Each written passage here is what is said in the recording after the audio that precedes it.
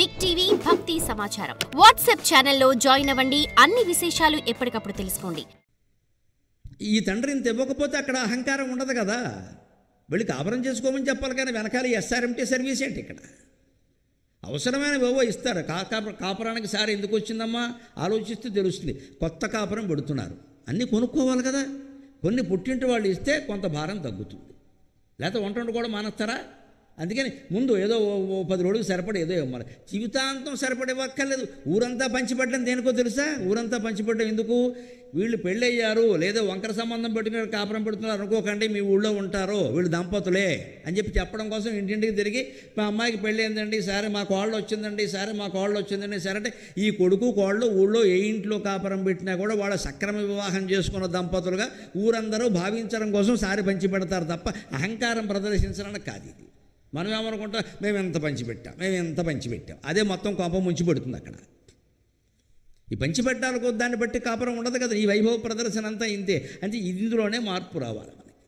అంచేది ఈ మహీవాయుకాత్మాగ్ని సోమార్కతో ఎంబులను ఈ అష్టమూర్తులతోనూ సృష్టి చేసిన శివుడు ఎప్పుడూ ఏకాకిగానే ఉంటాడు. గమనించండి, శివుడు చిత్రంలో కూడా అమ్మవారు పక్కన ఉండాలని ఏం లేదు. ఉండక్కల ఆయనకు అర్ధనారీశ్వరుడే సగంలో ఉంది ఆవిడ.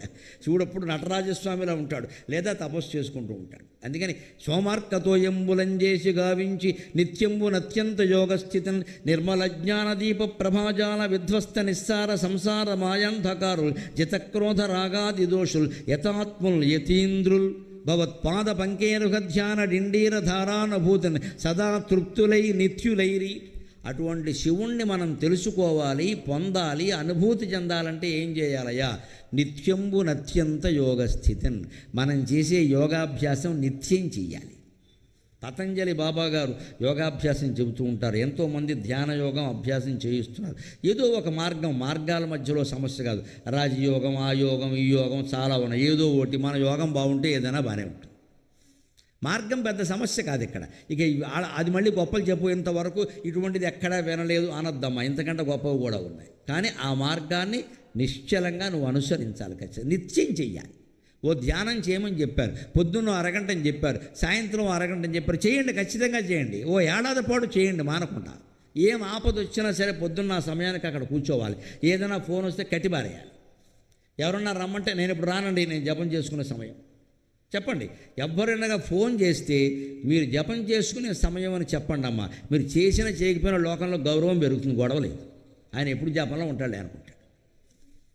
అలా 4 సార్లు అబద్ధవాడైనా 5వ సారైనా మనస్సులో అనిపిస్తుంది కదా, అన్నిసార్లు చెప్పని చేయకపోతే దేవుడు ఊరుకుంటాడని. అదే నియమం నిష్ట అంటే. అసత్యే వర్తమని స్థిత్వ తతసత్యం సమీహతే, శాస్త్రం చెప్పిన మాటే. సరదా కోసం నువ్వు అబద్ధం చెప్పినా ఆ 4 సార్లు చెప్పాకైనా నీకు అనిపించదా అలా ఉండాలని? అందుకోసం చిన్నతనంలో అబద్ధాలు చెప్పినా పర్వాలేదు, చెప్పవయ్యా, మంచి మాట చెప్పవయ్యా. నేను జపంలో ఉన్నా, నేను ధ్యానంలో ఉన్నా, నేను పూజలో ఉన్నా అని 4 రోజులు వరుసగా అబద్ధం ఆడితే లోపల నుంచి దొలిచేస్తూ ఉంటుంది. ఏం చేస్తున్నావు? పూజని తలకే పడుకుని పూజ అంటామే, బుద్ధి లేదు. వెంటనే వీడు మొదలెడతాడు. అసత్యం చెప్పినా పర్వాలేదు, అలవాటు అవుతుంది కదా. ఇంక అలాగే చెప్తూ కూర్చుంటే అలాగా. అభ్యాసం నిత్యంబు అత్యంత యోగస్థితి. దైవం కోసం చేసే అభ్యాసం నిత్యం చేయాలి. అందుకే మన హిందూ జీవన విధానంలో దైవారాధన, దైవ పూజ అనేది ఒక భాగం చేసేసారండి. ఏ ఇల్లాలకైనా ఏం చెప్పారు అంటే, అమ్మ 6 గంటల సూర్యోదయం అయ్యేలోగా స్నానం చేసి దేవుడి దగ్గర ఇంత దీపం పెట్టు, మిగిలినప్పుడు నీ పనులు చూసుకోవాలి. ఆ మాత్రం చేయలేమా? అది కూడా కష్టమేనా? ఇంక దేవుడు ఎలా కనపడతాడు? మరి ఏదైనా ఆపద వచ్చినప్పుడు కనపడతాడా దేవుడు? 6 గంటల లోపు భార్య భర్త ఇద్దరు స్నానాలు చేసి ఆ పాత బట్టలు అవతల బారేసి ఉతికిన బట్టలు కట్టుకుని ఈవిడో దీపం పెట్టి ఆయన అక్కడ కూర్చుని దండం పెట్టలేడండి. అంతకంటే గొప్ప పనులు ఉన్నాయి మనకి. రాత్రి ఏమో 1 గంటకి 2ంటికి పడుకోవడం, పొద్దునేమో 9ంటికి లేవడం. లక్ష్మీదేవి ఎందుకు ఉంటుందండి మన దగ్గర? లక్కీడ్రా ఉంటుంది, అది లక్ష్మీదేవి ఉండదు ఇక్కడ. ఆచారాలు ఎందుకు పెడతారంటే ఇందుకే. కనీసం నిత్యము నత్యంత యోగస్థితం రోజు చేయి. అంతేకాదు, అది చేస్తే నిర్మల జ్ఞాన దీప ప్రభాజాల విధ్వస్త నిస్సార సంసార మాయాంధకారులు. నన్నయ్య గారు ఎంత గొప్ప మాట వాడాడు.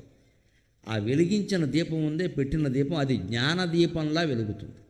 జ్ఞానదీపం అంటే మామూలు దీపం ఒత్తులతో పెడతాం, నూనె పోస్తాం, ప్రమిదలో నూనె పోస్తాం, ఒత్తులు పెడతాం, గిబ్బలు గీస్తాం, వెలిగిస్తాం, ఏదో దీపం జ్యోతిఃపరం బ్రహ్మ అనేదో అంటాం.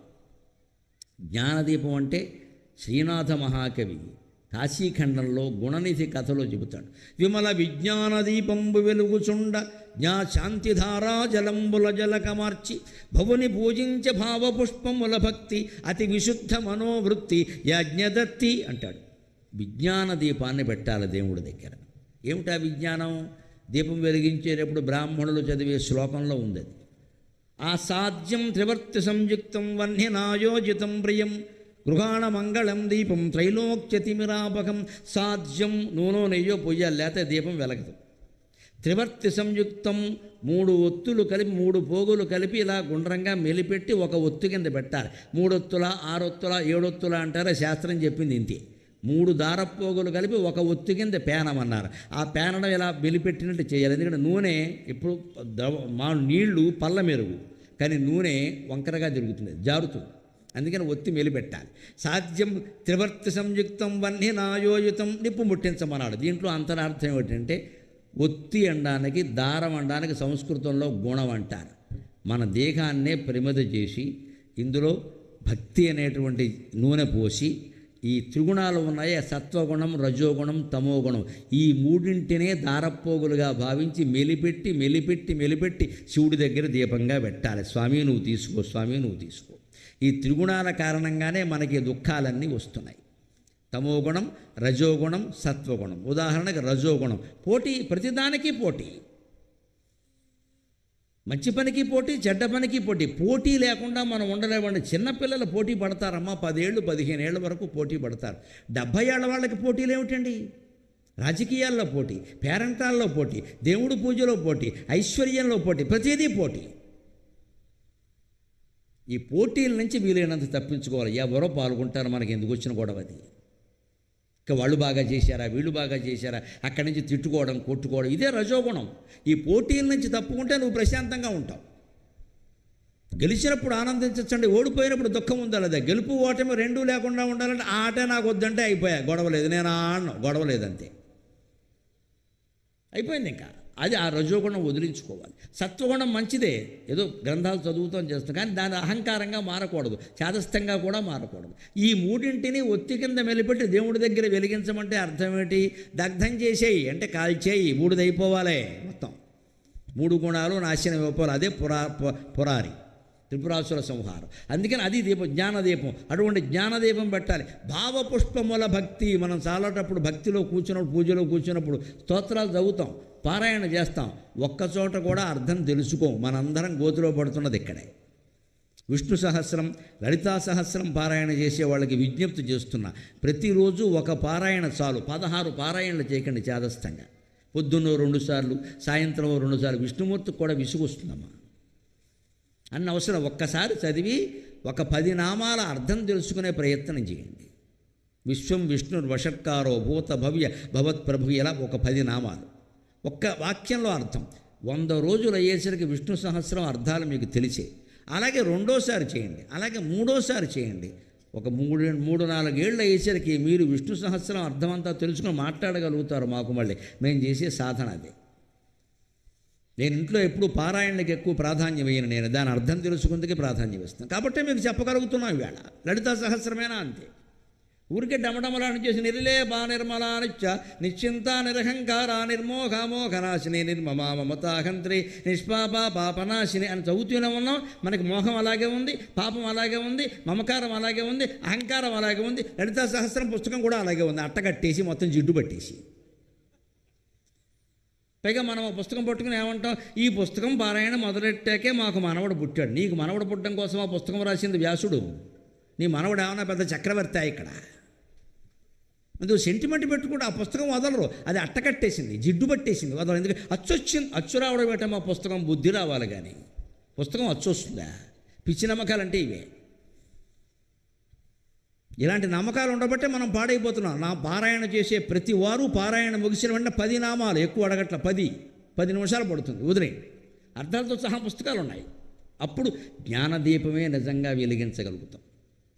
దానికి ఏం చేయాలి తెలుసా? చితక్రోధ రాగాది దోషులు జ్ఞానదీపం వెలిగిందా లేదా అనేది మనం పరీక్ష చేసుకోవచ్చు. ఎలాగా? మాటికి కోపం వస్తుంది అంటే జ్ఞానదీపం వెలగట్లా, కొడిగట్టేసింది మొత్తం. ఆ కోపం తగ్గిపోవాలి. For more videos like this, subscribe Big TV channel.